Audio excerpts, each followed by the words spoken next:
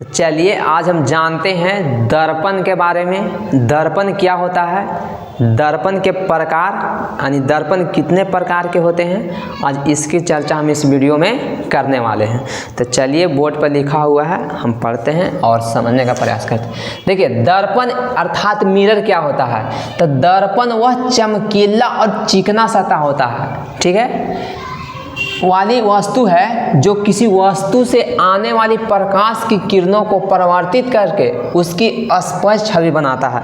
कहने का मतलब है ना कि दर्पण एक चिकना सतह होता है, एक प्लास्टिक का सतह होता है, ठीक है, जिस पर कोई प्रकाश पड़ता है ना तो उसे परावर्तित हो जाता है, रिफ्लेक्ट हो जाता है, उसे क्या कहते हैं, दर्पण कहते हैं। तो दर्पण क्या है, कोई वस्तु है जिससे प्रकाश की परिवर्तन की घटना घटती है, और जिससे प्रकाश की परिवर्तन की घटना घटती है उसे हम दर्पण कहते हैं। और दर्पण आप लोग देखे होंगे, घर में ऐनक देखे होंगे, वही क्या होता है, दर्पण होता है, उसको मिरर कहते हैं। क्या कहते हैं, मिरर कहते हैं। उसी से ना प्रकाश का परिवर्तन है, जैसे उस पर टॉर्च जलाइएगा तो प्रकाश का होगा, पड़ेगा और फिर वापस रिटर्न हो जाता है। जैसे गेंदा, जैसे बॉल होता है ना, तो बॉल आप लोग दीवार पर फेंकते हैं तो वापस आता है ना, उसी तरह से दर्पण पर प्रकाश यानी टॉर्च प्रकाश उस पर जलाइएगा ना तो वापस रिटर्न हो जाता है, तो वही क्या होता है, दर्पण होता है, ठीक है। तो दर्पण, अब देखिए इसकी अब एक और पॉइंट लिखवाए हैं कि दर्पण में परावर्तन की क्रिया होती है।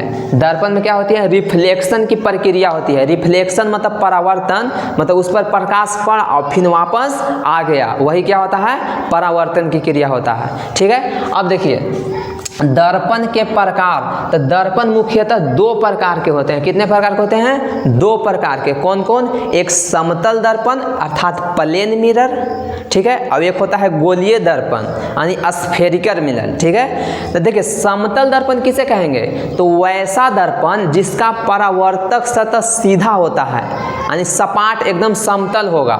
परावर्तक सतह मतलब दर्पण के दो सतह होता है, एक तरफ से प्रकाश की परिवर्तन की घटना होती है और एक तरफ कलर किया हुआ रहता है यानी पेंट किया हुआ रहता है। चांदी का कलर चढ़ाया हुआ रहता है, सिल्वर कलर रहता है ना, वही। अब एक तरफ से परिवर्तन की घटना होती है। तो दर्पण मुख्यतः कितने प्रकार के होते हैं, दो प्रकार के। तो देख सकते हैं एक समतल दर्पण अर्थात प्लेन मिरर और एक गोलीय दर्पण अर्थात स्फेरिकल मिरर, ठीक है। अब देखिए समझते हैं समतल दर्पण अर्थात प्लेन मिरर, तो जिस दर्पण का परावर्तक सतह सीधी होती है यानी समतल होती है उसे क्या कहते हैं, समतल दर्पण कहते हैं, ठीक है। अब देखिए समतल दर्पण की कुछ विशेषताएं मैं बताने वाली हूँ। क्या, समतल दर्पण की विशेषता। तो देखिए समझने का पहले प्रयास कीजिए, उसके बाद मैं बोर्ड पर आपको क्लियरली बताऊंगा। जैसे समतल दर्पण क्या होता है ना कि जिस दर्पण में प्रतिबिंब आभासी और सीधा बनता है। कैसा बनता है, आभासी कहने का मतलब है काल्पनिक। कैसा, काल्पनिक और सीधा बनेगा, उसे हम क्या कहेंगे, उसे हम समतल दर्पण कहेंगे, ठीक है। और देखिए दूसरा क्या होगा इसका विशेषता कि जितनी दूर पर वस्तु रहेगा ना समतल दर्पण में, प्रतिबिंब उतना ही दर्पण के पीछे बनेगा, ठीक है। आप लोग घर में देखे होंगे, जितना दूर पर खड़ा रहिएगा ना ऐनक में आप उतना ही दूर पर पीछे दिखिएगा, ठीक है। तो ये हो गया। और तीसरा हो गया ना कि इसमें पार्श्व रूप से उल्टा प्रतिबिंब बनता है। क्या बनता है, पार्श्व रूप से उल्टा प्रतिबिंब बनता है। और इसकी चौथा विशेषता हो गया कि जितनी वस्तु की आकार रहता है ना, प्रतिबिंब का आकार उतना ही रहता है। जैसे मान लीजिए कि वस्तु अगर 10 सेंटीमीटर का है तो प्रतिबिंब में भी 10 सेंटीमीटर बनेगा। कारण, क्योंकि समतल दर्पण है यानी बराबर उसका तल है, ठीक है। तो देखिए यही हम विशेषता लिखवाए हैं। समतल दर्पण, समतल दर्पण में हमेशा आभासी अर्थात काल्पनिक और सीधा प्रतिबिंब बनती है, पहला विशेषता हो गया। और दूसरा क्या है कि समतल दर्पण में प्रतिबिंब का आकार, प्रतिबिंब का आकार कहने का मतलब है ना कि जो इमेज बन रहा है, जो छवि बन रहा है, वही हो गया प्रतिबिंब का आकार, ठीक है। देखिए तो प्रतिबिंब का आकार मतलब जो ऐनक में देखते हैं ना, तो जो आप ऐनक में दिखते हो ना वो प्रतिबिंब कहलाता है, ठीक है। हम आपको परिभाषा बता देंगे अगले वीडियो में कि प्रतिबिंब क्या होता है और प्रतिबिंब कितने प्रकार के होते हैं और उसका क्या काम रहता है, ठीक है। तो देखिए तो समतल दर्पण में प्रतिबिंब का आकार यानी जो ऐनक में बनता है और वस्तु के आकार के बराबर होता है। जितना वस्तु रहेगा प्रतिबिंब का आकार उतना ही रहता है।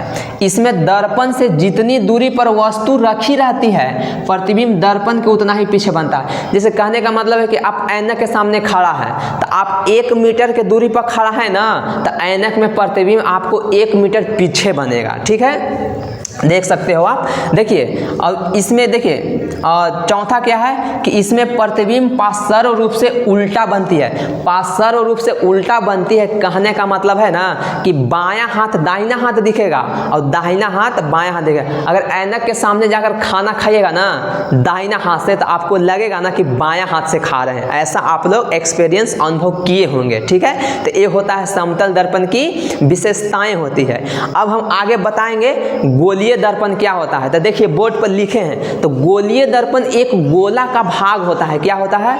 गोलीय दर्पण गोला का एक भाग होता है, एक हिस्सा होता है, उसे क्या कहते हैं? गोलीय दर्पण कहते हैं। और गोलीय दर्पण मुख्यतः 2 प्रकार के होती है। कितने प्रकार की होती है? 2 प्रकार के। एक होता है अवतल दर्पण अर्थात कनकेव मिरर, और एक होता है उत्तल दर्पण यानी कन्वेक्स मिरर जिसको कहते हैं। ठीक है, तो देखिए मैं यहाँ समझा देता हूँ, लेकिन अगले वीडियो में हम चर्चा करेंगे प्रतिबिंब के बारे में, प्रतिबिंब के प्रकार के बारे में चर्चा करेंगे, और हम गोलीय दर्पण के प्रकार के बारे में चर्चा करेंगे। तो देखिए गोलीय दर्पण का एक भाग होता है। तो देखिए मान लीजिए कि एक स्फेरिकल है, एक गोला है। क्या है? यहाँ मान लीजिए कि एक गोला है। देखिए मार्कर थोड़ा सा नहीं चल रहा है।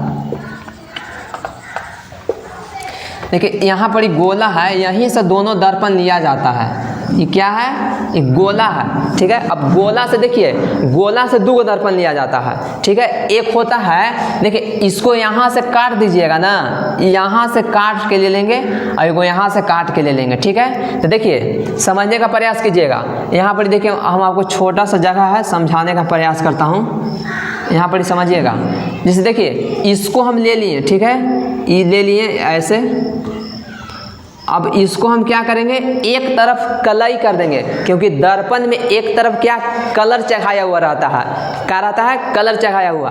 तो उसी तरह से देखिए इधर हम कलई चढ़ा दिए ना, इधर मतलब कलर चढ़ा दिए, इधर क्या किए? कलर चढ़ा दिए। तो ये क्या हो गया? ये हो गया देखिए, और जिसका परावर्तक सतह उभरा रहता है।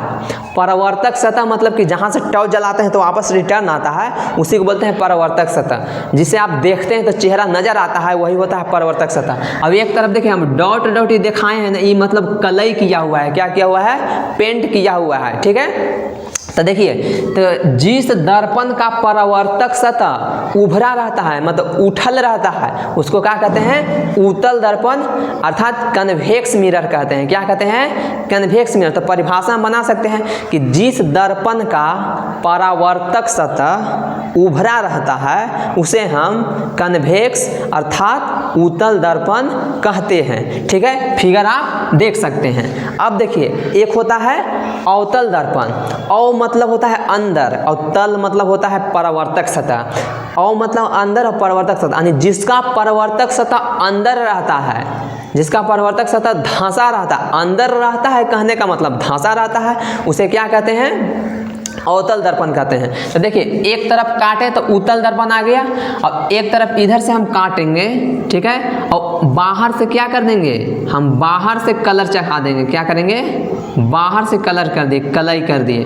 तो जो देखिए इसका परावर्तक सतह धंसा हुआ है। ठीक है, धंसा है मतलब अव मतलब अंदर और तल मतलब परावर्तक सतह। तो इसका परावर्तक सतह अंदर है तो हम उसको बोलेंगे अवतल दर्पण। ठीक है, तो मुझे उम्मीद है कि आज का वीडियो आपको अच्छा समझ में आया होगा। अब मिलते हैं नेक्स्ट वीडियो में। आज के लिए धन्यवाद। जय हिंद।